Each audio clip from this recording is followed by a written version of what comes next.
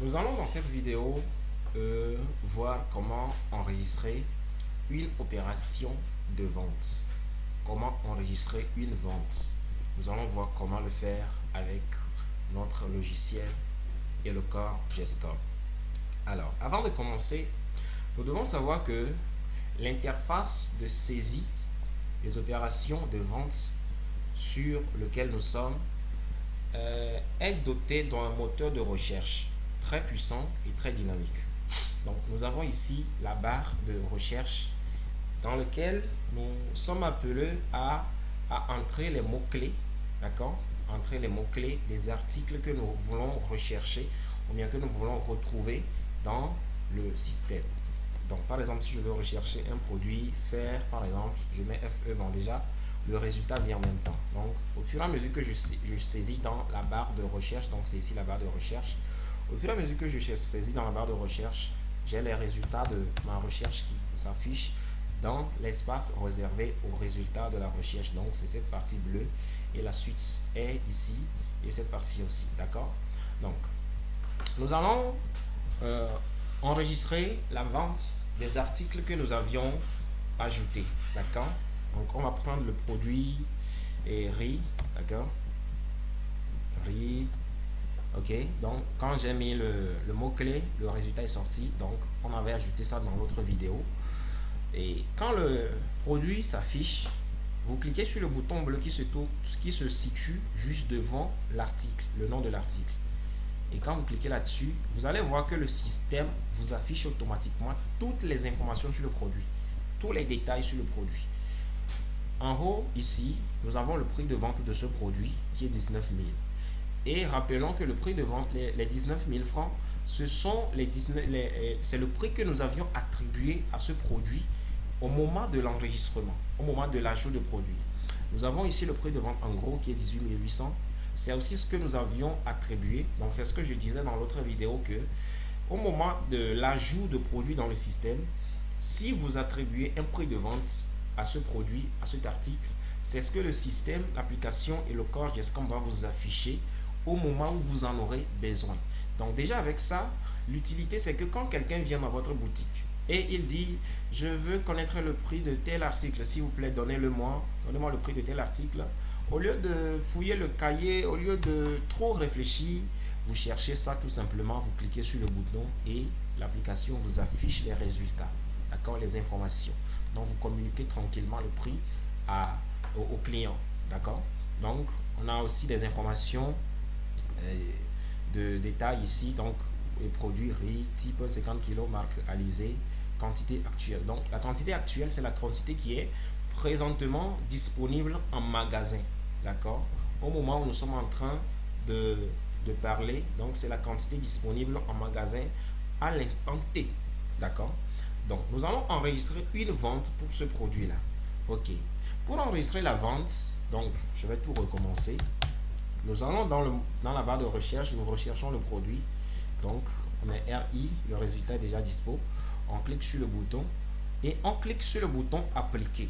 Le bouton appliquer nous permet de faire quoi? De remplir automatiquement les champs produit, marque, type et référence pour nous parce que nous avions déjà ajouté le produit.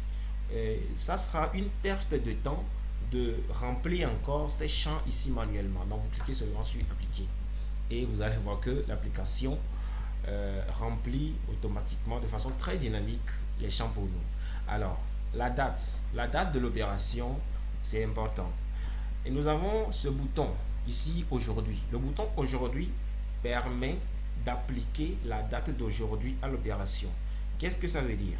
Si la date à laquelle l'opération est enregistrée, c'est à la date d'aujourd'hui, au lieu de perdre le temps pour saisir ça manuellement, vous cliquez seulement sur le bouton aujourd'hui et l'application prend la date d'aujourd'hui pour vous mettre dans ce champ. Mais attention, pour la date d'aujourd'hui, tout dépend de la date de votre ordinateur, de votre PC. Parce que l'application prend tout simplement la date de votre ordinateur ici pour le mettre ici.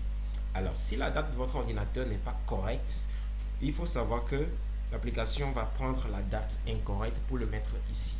Donc, bon, le plus souvent, avec la connexion, les PC, souvent, bon, les dates sont correctes, mais il y a quelques cas dans lesquels les dates ne sont pas correctes. Donc, il faut que la date soit correcte. Donc, on clique sur le bouton et on a la date. On peut changer la date tout simplement en cliquant sur le bouton plus qui fait plus 1. Donc, ça, on est le... Bon, avant, on était au 25. On clique sur le bouton plus ici et ça va au 26, ainsi de suite. D'accord?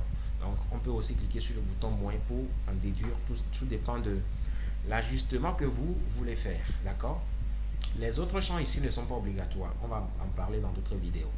Alors, après avoir rempli ces champs, on remplit le champ quantité. Il veut acheter combien? 2. Donc, le client veut acheter 2 sacs de riz de marque Alizé, 50 kg. Maintenant, le prix de vente, c'est aussi un champ de saisie obligatoire ici. Nous avions attribué un prix de vente à ce produit. Le prix de vente unitaire qui est à 19 000 et le prix de vente en gros qui est à 18 800, n'est-ce pas? Alors, pour mettre le prix de vente unitaire, nous avons deux possibilités. Ou soit, nous saisissons manuellement le prix de vente unitaire dans le champ ici. Mais la deuxième possibilité, qui est la plus simple et la plus rapide pour gagner du temps, c'est d'appliquer le prix de vente unitaire que nous avions déjà attribué. Donc, on clique sur le bouton appliquer le prix de vente unitaire du système et le prix s'applique automatiquement. Donc, nous avons automatiquement les 19 000 francs en cliquant sur ce bouton. Si nous voulons vendre le produit au client sur le prix d'en gros que nous avions attribué, on clique sur le bouton appliquer prix de vente en gros et ça s'applique. Donc, nous avons ici les 18 800. Mais si nous voulons vendre l'article, le produit au client à un autre prix, à un prix arbitraire, peut-être à cause de notre relation, à cause de quoi que ce soit. Donc, du coup, là, nous sommes obligés de saisir manuellement ici le prix, d'accord, dans le champ prix de vente unitaire.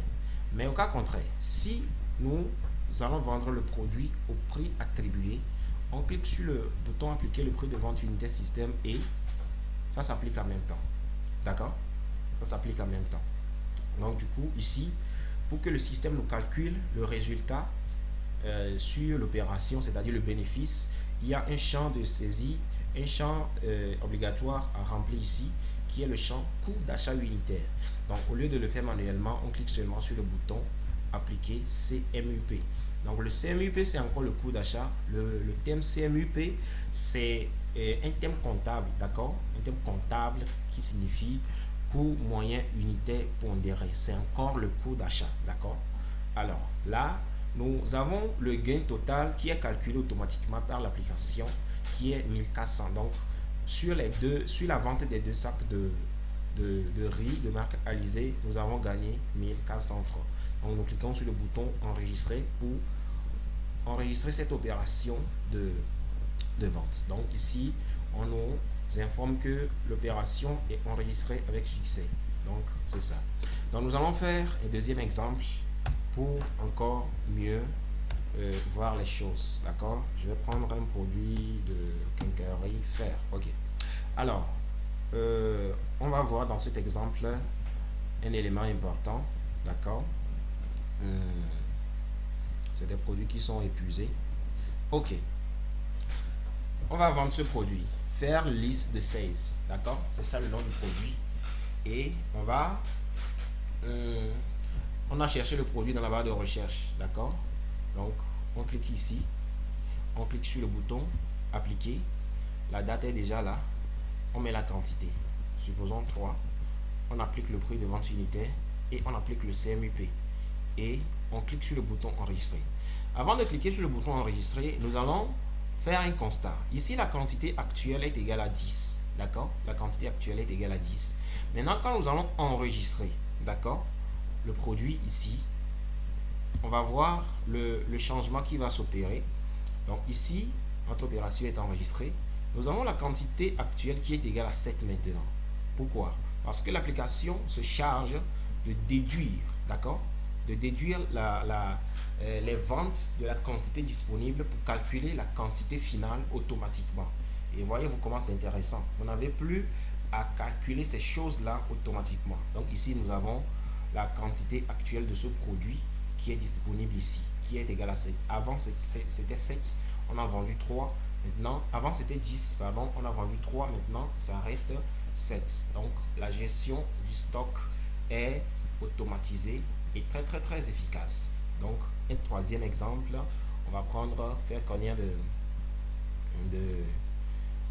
non, c'est des produits qui sont épuisés. Ok, voilà, faire liste de 14, d'accord, appliquer. Donc du coup, ça remplit automatiquement. Bon, la date est déjà là. Je mets la quantité. Mais pour le moment, c'est la quantité actuelle est égale à 29 ici. Donc je mettrai 4. Ok. J'applique le prix de vente et j'applique le coût d'achat. J'ai le bénéfice total ici. Je clique sur enregistrer.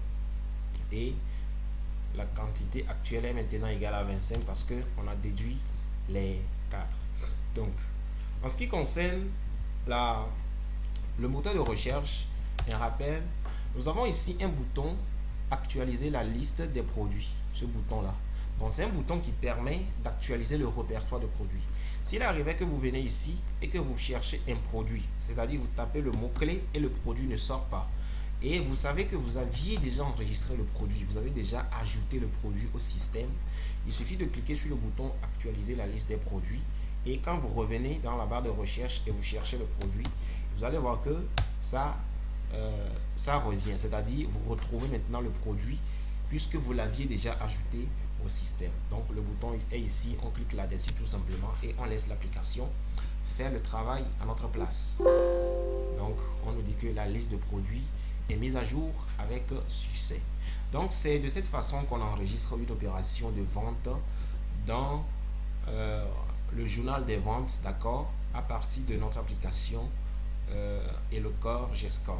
Donc nous avons ici le journal des ventes, qu'on peut voir que les deux opérations, non, c'est plutôt trois, les trois opérations qu'on vient d'enregistrer se trouvent en haut ici, d'accord. Donc on avait d'abord enregistré la vente de riz alizé, faire liste de 16 et faire liste de 14. Donc c'est le journal, donc c'est un journal qui se génère automatiquement au fur et à mesure que vous enregistrez les opérations de vente, d'accord. Donc ça c'est le journal des ventes avec toutes les informations dont vous avez besoin, d'accord. Donc c'est ça. Donc dans les prochaines vidéos, nous allons voir aussi comment enregistrer un achat de marchandises et il y a beaucoup d'autres choses que nous allons voir dans d'autres vidéos. Merci beaucoup.